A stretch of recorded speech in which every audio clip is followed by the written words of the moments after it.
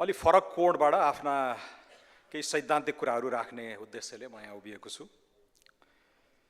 यो विनियोजन विधेयकको सिद्धान्त तथा प्राथमिकता यो नाम नै अलिकति मिलेन कि जस्तो लाग्न थाल्यो मलाई अहिले पछिल्ला बहसहरू सुन्दाखेरि। विनियोजन भनेको एलोकेसन, पैसा छुट्याउने काम। तर छुट्याइएको पैसा साँच्चीकै खर्च भयो कि भएन, अनि त्यो खर्च गरेपछि गतिलो र एउटा गुणस्तरीय नतिजा आयो कि आएन भन्ने पाटो चाहिँ हामीले एकदमै नजरअन्दाज गरिरहेका छौँ। पोहोर 1860 अर्बको बजेट आयो, हिजो साँझ 5 बजेसम्म जम्मा 121 अर्बको पुँजीगत खर्च भएको छ। त्यसैले यो अहिले यो एक्जिक्युसनको डेफिसिट भनौँ, यसलाई चाहिँ अब हामीले यो राज्यको सक्षमतासँगै लिएर गाँसेर केही गम्भीर समीक्षा गर्नुपर्ने जस्तो मलाई लागेको छ। यसको नाम नै पनि अब चाहिँ विनियोजन तथा सार्वजनिक वित्त वा खर्चको प्रभावकारिता भनेर त्यो गाँस्नुपर्ने जस्तो मलाई लागेको छ। विगत 11 वर्षका बजेटहरू मैले हेरेको छु। सन् 2014 भूकम्पभन्दा 1 वर्ष अगाडिको बजेट डाक्टर रामशरण महतले सुशील कोइरालाको क्याबिनेटबाट चाहिँ आएको बजेट 618 अर्बको थियो। सबै कुरा अनुकूल, एउटा नयाँ चुनावबाट म्यान्डेट लिएर आएको, जनादेश प्राप्त, ठुलै कुरा आँट्न सक्ने देशका प्रमुख 2 दलकै सरकार थियो। त्यो पनि 618 अर्बको बजेट जम्मा 531 अर्ब। एउटा नर्मल वर्षमा पनि, नियमित साधारण वर्षमा पनि हाम्रो राज्यले गर्न सकेको खर्च जम्मा 85-86%, पुँजीगत त्यही 75%, 4 भागको 3 भाग मात्रै। एकदमै अनुकूल वर्षमा हामीले धेरै न्यू बनाउने गर्छौँ, अनगिन्ती न्यूहरू हामी कहाँ हुनेछ। कहिले अस्थिर भयो, सरकार ढल्यो, पहिलाको अर्थमन्त्रीले यस्तो गर्नुभएको थियो, म त पछि आएँ भन्ने खालका पछिल्ला केही वर्षहरूमा हामीले त्यो देखिरहेका छौँ। अर्को अनुकूल वर्ष असाध्यै नेपालको रिसेन्ट हिस्ट्रीमा एकदमै अनुकूल समय थियो, सन् 2018 को बजेट, 75 को बजेट। केपी ओलीको 2/3 सरकार, अनुभवी अर्थमन्त्री, उहाँले फोक्नु भएको थियो 1315 अर्बको बजेट। त्यो पनि एकदम फ्रेस म्यान्डेट। यो प्रकृतिको सरकार त 5, 10, 15 वर्ष नै चलाउँछ कि भन्ने खालको त्यो स्थिरताको प्रत्याभूति। सबै कुरा अनुकूल हुँदा पनि हाम्रो राज्य संयन्त्रले खर्च गरेको 1110 अर्ब।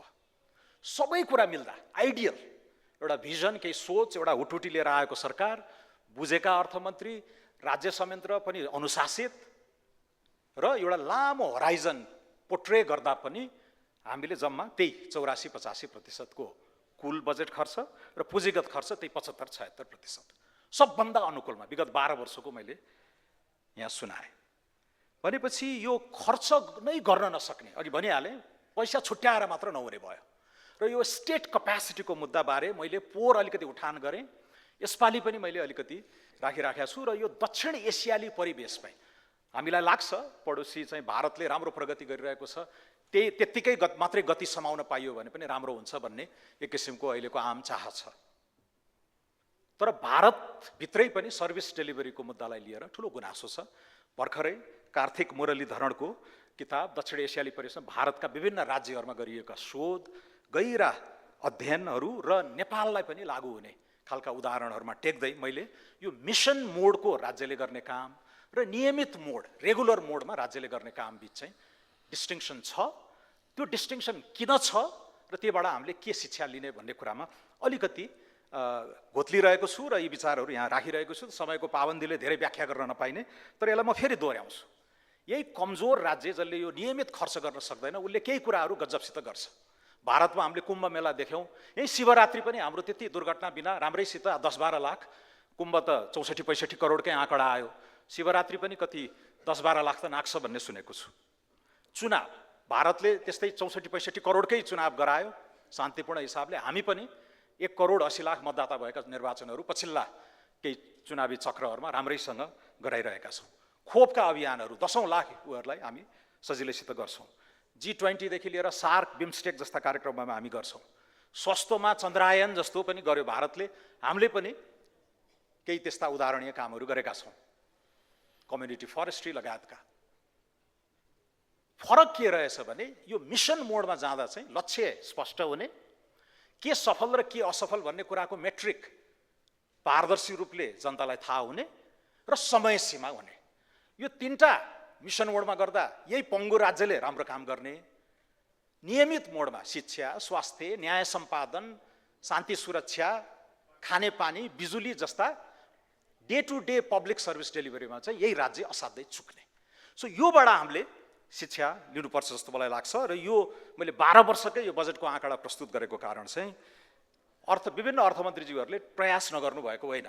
पोहोर वर्षमानज्यूको पनि एउटा खण्ड नै थियो, तर प्रकाश शरण महतले चाहिँ मैले एकदम नोट नै गरेका थिएँ, 29 नम्बर बुँदादेखि 52 नम्बर बुँदासम्म बजेट प्रणालीमा सुधार र पुँजीगत खर्चको प्रभावकारिता यसरी गर्छु, मितव्ययिता अस्टेरिटीमा म यसरी जान्छु भनेर राम्रा बुँदाहरू थिए। तर मलाई लाग्दैन ती धेरै चाहिँ कार्यान्वयनमा गए र अहिले पनि अर्थमन्त्रीज्यूलाई त्यसको रिभ्यू गर्न हुन पनि म आग्रह गर्न चाहन्छु। यसरी यो राज्यलाई हामीले संस्थाको रूपमा मात्रै बुझ्ने कि यसलाई सङ्गठनको रूपमा पनि बुझ्ने भन्ने कुरा एकदम पेचिलो छ। सङ्गठन, इन्स्टिट्युसन भर्सेस अर्गनाइजेसनको जुन डिस्टिङसन छ, सङ्गठनतिर जाँदाखेरि चाहिँ हामीले तथ्याङ्क, जनशक्ति, यो विनियोजनको चाहिँ क्वालिटी, यो गुणस्तर र समन्वय, यी बारे चाहिँ धेरै विचार गर्नुपर्ने जस्तो देखिन्छ। अब राज्य पुनर्संरचना, संविधान संशोधनकै पनि कुराहरू आइराखेका छन्। किन चुकिरहेका छौँ भन्नेमा तीनटा चाहिँ सैद्धान्तिक कुराहरू अलिकति प्राज्ञिक कोणबाट उठान गरिएका छन्। तीनटा कुराले चाहिँ यो दक्षिण एसियाली परिवेशमा हाम्रो स्टेट क्यापेसिटी कमजोर भयो भन्ने खालका हाइपोथेसिसहरू पनि छन्। केही कुराहरूलाई शोधले पुष्टि पनि गरेको छ। पहिलो, हामी राष्ट्र निर्माणको यो विराट उद्देश्यबाट अलिअलि च्युत हुँदै निर्वाचनमुखी राजनीतितिर गयौँ। बडो गहन छ यो पोइन्ट। त्यही भएर अहिले लुछाचोडी छ।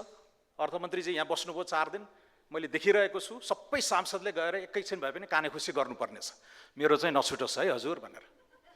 त्यसैले यो भोट ब्याङ्कको राजनीति, टुक्रे आयोजनाको राजनीति, ठेक्कापट्टाको चाहिँ चासो दिनुपर्ने विषयहरू चाहिँ यो राज्य संयन्त्र, the way we have designed the system नै यो खोट भयो।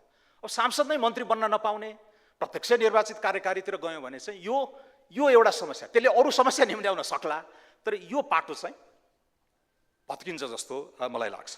दोस्रो, प्रणालीगत ओभरलोड हुन थाल्यो, एजेन्डा थपेको थपै, तर तदनुरूप क्षमतामा हामीले अभिवृद्धि गर्न सकेका छैनौँ। र त्यसले गर्दाखेरि चाहिँ राज्यले त बोल्दिने त हो नि, एक थान दस्तावेज ल्याउने त हो नि भनेर त्यो ट्रस्ट डेफिसिट, विश्वासको ठुलो कमी पनि देखिन्छ। र यो नेपालकै हकमा पनि सडक विभागका पुराना साथीहरूसँग तपाईँले कुरा गर्नुभयो भने दरबन्दी थपिया छैन, इन्जिनियरको सङ्ख्या त्यति नै हो, तर हाम्रा महत्त्वाकांक्षाहरू मेरो आँगन छोएरै पिच बाटो जानुपर्छ भन्ने महत्त्वाकांक्षाहरूले चाहिँ त्यो क्षमता अनुरूपको चाहिँ त्यो अभिवृद्धि नहुँदाखेरि पनि समस्या छ। तेस्रो चाहिँ एलिट एक्जिट भन्ने अवधारणा छ। तपाईँ हामी जस्तै कहिलेकाहीँ मलाई खुसी लाग्छ, केही सांसदजीहरू पठाउमा आएको देख्छु, केही चाहिँ सार्वजनिक सवारी लिएर आएको देख्छु, तर धेरैजना कुलीन वर्गले चाहिँ यो सार्वजनिक पब्लिक सर्भिस डेलिभरीको उपभोग गर्न छोड्यो, मध्यम वर्गले पनि त्यो एक्जिट भयो। र त्यो एलिट एक्जिटले गर्दाखेरि सार्वजनिक यातायात, सार्वजनिक शिक्षा, सार्वजनिक स्वास्थ्य चाहिँ असर भइरहेको छ।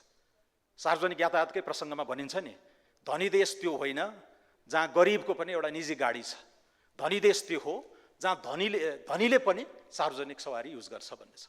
त्यसैले शिक्षामा पनि सक्ने जतिले एक्जिट भइसकेपछि त्यो दबाब भएन पब्लिक सर्भिस डेलिभरीलाई। त्यसैले यो तीनटा ठुला इस्युहरू असाध्यै त्यहाँबाट नै हामीले यो ठुलो बहस चाहिँ सैद्धान्तिक बहस सुरु गर्नु पर्यो। राज्य किन कमजोर छ, किन फुकेको बजेट एक्जिक्युट गर्न सक्दैन, र यो मैले नेपालको मात्र होइन दक्षिण एसियाली परिवेशमै कुरा गरिरहेको छु। अर्को अलिकति तल आउँ, अब अलिक तृणमूल तहमा ग्रानुलर सर्भिस डेलिभरीमा पनि 3-4वटा समस्या रहेछ। सरकारको उसले दुईटा कुरा राम्रो गर्दो रहेछ, सानो कहीँ सफल भयो त्यसलाई स्केलमा लगेर हाम्रो हकमा 77 जिल्ला 7वटा प्रदेशमा स्केल गर्न सक्यो, उसँग त्यो स्केलमा लाने क्षमता पनि छ, अर्को वैधता पनि छ, ऊ चुनिएर आएको हुन्छ, तर कार्यान्वयन गर्न ऊ कमजोर छ। अब निजी क्षेत्रतिर जाउँ, उसले कार्यान्वयन चाहिँ गजबसित गर्छ, इम्प्लिमेन्ट गजबसित गर्छ, स्केलमा पनि उसले लान सक्छ, तर उसँग ट्रस्ट हुँदैन। फेरि नाफामूलक हो कि कसैलाई वञ्चित गर्ला कि सेवाबाट भनेर उसको समस्या चाहिँ ट्रस्ट डेफिसिट भयो। र नागरिक समाजले चाहिँ ट्रस्टेड पनि हुन्छ प्राय, त्यसले एक्जिक्युट पनि गर्न सक्छ, तर त्यसले स्केलमा चाहिँ लान सक्दो रहेनछ। त्यसैले यो प्याराडक्स, कसको सापेक्षिक बल के हो र कसको सापेक्षिक कमजोरी के हो, यसलाई समन्वय गरेर अगाडि लानको लागि चाहिँ यसमा चाहिँ सिभिल सोसाइटीले नै दियो। बङ्गलादेशमा एनजिओको त्यत्रो उदाहरण छ, राज्यलाई नै प्रतिस्थापन गरिदियो कतिवटा विषयमा। निजी क्षेत्रले पनि धेरै ठाउँमा अमेरिका जस्तो देशमा वा अलिकति प्राइभेट सेक्टर फ्रेन्डली मुलुकहरूमा प्राइभेट सेक्टरलाई धेरै नै रिलायन्स गरिएको पाइन्छ। तर सबै कुरा यो कमजोर राज्यमै थोपर्दाखेरि चाहिँ हामीले गर्नुपर्ने काम नगर्ने र नगर्नुपर्ने कामतिर चाहिँ हामी जान्छौँ र अहिलेको जस्तो यो क्रोनी क्यापिटलिस्टिक दोहन लुट त्यतातिर चाहिँ सोझिने सैद्धान्तिक ज्वरो चाहिँ यो हो जस्तो पनि मलाई लाग्न थालेको छ। अब विनियोजनको चुनौती यो अर्थतन्त्रको आकार र स्वरूपसँगै गाँसिएको छ भनेर अस्ति नीति तथा कार्यक्रममा मैले भने। सन् 90 को दशकमा अथवा 48 पछि कोही आर्थिक रफ्तार हामीले समाएको भए आज हामी करिब 130 खर्बको अर्थतन्त्र र अर्थमन्त्रीज्यूले आज 18 खर्बको बजेट ल्याउँछु कि 20 खर्बको होइन कि उहाँ 35 खर्ब कि 40 खर्बको बजेट ल्याउँथे भनेर उहाँले हिसाब गरिराख्नु भएको हुन्थ्यो। अर्थतन्त्रको आकार त्यो सुरुकै जस्तो 6-7-8% नियमित रफ्तारमा गएको भए त्यो नतिजा हुन्थ्यो। अथवा डलरमै भन्दाखेरि आज हामी 45 अर्ब डलरको अर्थतन्त्र छौँ। त्यो नियमित गति त्यसलाई निरन्तरता दिन सकेको भए आज हामी 100 अर्ब डलरको अर्थतन्त्र नाग्थ्यौँ र 100 अर्बको डलर भएको भए हाम्रो फुर्तीफार्ती अर्कै हुने थियो र झन्डै 35 मैले भनिहालेँ 36 देखि 40 खर्बको बजेट। अनि यो सानो रोटीको लुछाछुडी हुने अवस्था थिएन। समय चाँडै नै जाँदो रहेछ। अरू कुराहरू चाहिँ म अब यो शिक्षाको बारेमा, स्वास्थ्यको बारेमा अघि मैले रेगुलर मोडमा गर्न सकिने न्याय सम्पादन, कम्पनी दर्ता, शान्ति सुरक्षा जस्ता कुराहरूमा चाहिँ अहिले अलिकति थाँती राखेर अबको आगामी बजेटमा अर्थमन्त्रीज्यूबाट मेरो अपेक्षा 4-5 वटा छन्। त्यही मापदण्ड अनुसार नै पनि उहाँको हामीले मूल्याङ्कन गर्नेछौँ दलीय हिसाबले। पहिलो यो आय र व्ययको प्रकृति र सन्तुलन कतिको मिलाउनुहुन्छ उहाँले, यी विगत 10-12 वर्षको पाठलाई उहाँले कतिको प्रतिबिम्बित गर्नुहुन्छ, त्यसमा हामीले राम्रैसँग हेर्नेछौँ। रेभिन्यूका सोर्सहरू, एक्सपेन्डिचरका सोर्सहरू, रकमका विश्वसनीयताहरू इत्यादि। दोस्रो, अहिलेको मूल समस्या जुन आर्थिक मन्दी छ, आर्थिक शिथिलता छ, यो रामेश्वर खनालको प्रतिवेदनलाई पनि मैले यहाँ एकदम सकारात्मक रूपले नै उठाइ नै रहेको छु। कुल माग र कुल आपूर्ति, एग्रिगेट डिमान्ड र एग्रिगेट सप्लाईका मुद्दाहरूलाई त्यो प्रतिवेदनले राम्रोसित आर्टिकुलेट गरेको छ। त्यसैले मेरो अपेक्षा छ त्यहाँ उठाइएका राम्रा मुद्दाहरू बजेटमा पर्नेछन्। यो ठुला आयोजना, कम्तीमा पनि 10 करोडभन्दा माथिका आयोजनाहरूमा सरुवा स्थिरताका कुराहरूलाई अलि अनुशासनमा बाँध्ने गरौँ। Public funding of political parties, UML 28 lakh भोट ल्यायो, एक भोटको 100 रुपियाँ दिए भए 28 करोड भयो भने यहाँ कुनै अमुक व्यापारीको शरण पर्न जान पर्दैन थियो। राष्ट्रिय स्वतन्त्र पार्टीले नै झन्डै 12 लाख मत लिएर आयो, 12 करोड भइदिए भए हामीलाई पनि आज चिया कसले खुवाउँछ, आज बिस्कुट कसले खुवाउँछ भनेर हिँड्न पर्ने थिएन। त्यसैले यो 1 अरब जतिको लगानीले हाम्रो लोकतन्त्रलाई भित्रैबाट स्वच्छतातिर लाने यो आइडियालाई पनि अलिकति मनन गर्न हुन म आग्रह गर्दछु। करिब 15 वटा जति ऐन त्यो प्रतिवेदनले उल्लेख गरेको छ जसले हाम्रो आर्थिक स्वतन्त्रतालाई खुम्चाइरहेको छ। कालो बजार ऐनदेखि लिएर बिर्ता उन्मूलन ऐनदेखि लिएर निजी वन जङ्गल राष्ट्रियकरण, यी सबैमा चाहिँ यिनीहरूलाई एकैचोटि खारेज गरौँ। दिल्ली खनालको सन् 2075 को प्रतिवेदनले पनि उठाएको थियो, त्यसलाई हामीले सिरियसली लिएनौँ। 216 वटा जति आयोगलाई 133 भन्दा कममा झार्न सकिन्छ भन्ने कुराहरू थिए। त्यसैले यो कर राजस्वका सुधारहरूदेखि लिएर यो सिमेन्ट, यो अहिलेको सार्वजनिक पब्लिक एन्टरप्राइजेसहरूमा पनि धेरै गर्न सकिने कुराहरू छन्। मैले चाहिँ त्यसलाई दोहोऱ्याइन। त्यसैले यो एग्रिगेट डिमान्ड र एग्रिगेट सप्लाई अन्तर्गतका रिफर्म एजेन्डाहरू 478 वटा जुन छन् गर्न सकिने जति चरणबद्ध रूपमा ती गुड फेथमा लागू गरिदिनु होला। आर्थिक वृद्धिका सम्भागहरू हामीले क्लिन एनर्जी, हरित औद्योगिकरण र यो अन्तर्देशीय उत्पादन सञ्जाल, उच्च मूल्यको कृषि, पर्यटकीय र आइटी, यिनीहरूमा चाहिँ केही नयाँ कुराहरू आओस्। र म टुङ्ग्याउँदै गर्दाखेरि आइटीमा 2 वर्ष अगाडि आइआइडिएस भन्ने संस्थाले यसलाई पहिलोचोटि क्वान्टिफाई गरिदियो। झन्डै 515 मिलियन डलरको आम्दानी भइरहेको छ, 67,000 फ्रिलान्सरहरू छन्, 102 वटा आइटी कम्पनीहरू छन् भनेपछि पहिलोचोटि त्यो शोध गर्ने संस्थाले त्यो उठान गरेपछि अहिले 30 खर्बको लक्ष्य, 15 लाखलाई रोजगारी इत्यादि भन्यो। तर 2-3 वर्ष पनि भएको छैन, राज्यले यसलाई अपन्न तुलियो। गफ लाउनु पर्ने ठाउँमा गफ पनि लगाइराखिएको छ, तर त्यो नै आउटडेटेड हुने जस्तो भयो। र यसमा जस्तो आर्टिफिसियल इन्टेलिजेन्सको बारेमा अहिले धेरै कुराहरू आइरहेका छन्। म 2 हप्ता अगाडि बेलायत हुँदाखेरि आर्टिफिसियल इन्टेलिजेन्सका एकजना विज्ञ नेपाली डाक्टर विनोद भट्टराई एबरडिनमा पढाउनु हुँदो रहेछ, भेट गर्न आउनुभयो एयरपोर्टमा भेट्दाखेरि। अनि मैले उहाँलाई भने एआईको बारेमा एउटा प्रतिपक्षी सांसदले नेपालको संसदमा गएर रचनात्मक इन्टरभेन्सन 3 मिनट 4 मिनटमा गर्नु पर्यो भने के सल्लाह दिनुहुन्छ भने सर म एआईबाटै त्यो उत्तर चाहिँ तयार गरेर तपाईँलाई पठाउँला भन्नुभयो। समय पुगेन, उहाँले मलाई एआईले नै तयार गरेको एआईमा नेपालले के गर्नुपर्छ, हामी कहाँ छौँ र के गर्नुपर्छ भन्ने रिपोर्ट यहाँ आएको छ। त्यसैले यसको चाहिँ इम्प्लिकेसन के हो भन्दाखेरि अब शिक्षा, स्वास्थ्य, कृषि र सुशासनमा चाहिँ एआईले ठुलै हलचल ल्याउनेवाला छ। धेरै रोजगारीहरू विस्थापित हुन्छन्, तर धेरै नयाँ रोजगारीहरू पनि सिर्जना हुन्छन् यदि तदनुरूप हामीले तयारी गर्न सक्यौँ भने। र यो कोडिङ लगायतका अलिकति कग्निटिभ कुराहरू समन्वय गर्नुपर्ने, द्वन्द्व व्यवस्थापन गर्नुपर्ने, रचनात्मक क्रिएटिभ कामहरूमा मान्छे चाहिन्छ। तर यो रुटिन कामहरू चाहिँ अब बिस्तारै विस्थापित हुनेवाला छन् र यसको रिस्क पनि छ। एथिकल युजदेखि लिएर यो दायरा बढ्दै जाँदाखेरि असमानता झन् बढ्ने, डिजिटल डिभाइड झन् सर्कने कुराहरू पनि छन्। तर समग्रमा यो दिस इज द फ्युचर र हामीलाई यो एकैचोटि फ्रन्टियरमा जानलाई अरूले पछ्याएको विकासे बाटो नै गर्दै अर्को 100 वर्ष लगाउने होइन कि एकैचोटि फ्रन्टियरमा पुग्नको लागि यसले गर्छ। We don't know how this will shape, तर माननीय अर्थमन्त्रीजीलाई एउटा देखिने ठोस पहल, नयाँ सिग्नेचर उहाँको चाहिँ इम्प्रिन्ट यसपालिको बजेटमा भन्नुभयो भने एआईमा उल्लेख्य रकम राखेर यसलाई छुट्टै त्यो सूचना मन्त्रालयमा कैद गरेर हैन एउटा शाखाको रूपमा गरेर चाहिँ झारा टार्ने काम होइन कि यसमा चाहिँ साँच्चीकै नेपालको रूपान्तरणको बिउ मैले रोपेँ भन्ने खालको चाहिँ सन्देश जाने गरेर अगाडि बढ्नु हुन पनि म विनम्र आग्रह गर्दै मेरो मन्तव्य टुङ्ग्याउँछु। हस्, धन्यवाद।